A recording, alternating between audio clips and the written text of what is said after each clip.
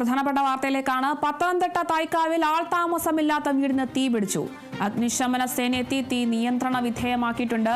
സിദ്ദിഖ് എന്നയാളുടെ ഉടമസ്ഥതയിലുള്ള വീടാണ്. ഈ വീടിനാണ് തീപിടിച്ചിരിക്കുന്നത്. വാർഡ് കൗൺസിലർ ദിബിനാണ് അഗ്നിശമന സേനയെ വിവരം അറിയിച്ചത്.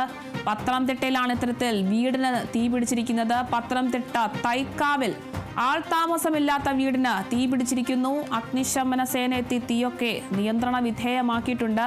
സിദ്ദിഖ് എന്നയാളുടെ ഉടമസ്ഥതയിലുള്ളതാണ് വീട്.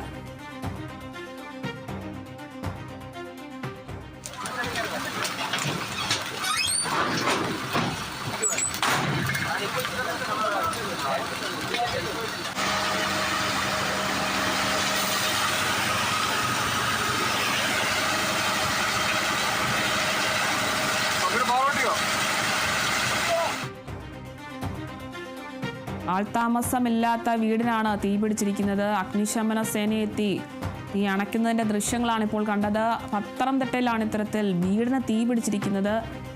വലിയ രീതിയിൽ തീപിടിച്ചിട്ടുണ്ടായിരുന്നു. അഗ്നിശമന സേന എത്തിയാണ് ഇപ്പോൾ തീ നിയന്ത്രണ വിധേയമാക്കിയിരിക്കുന്നത്.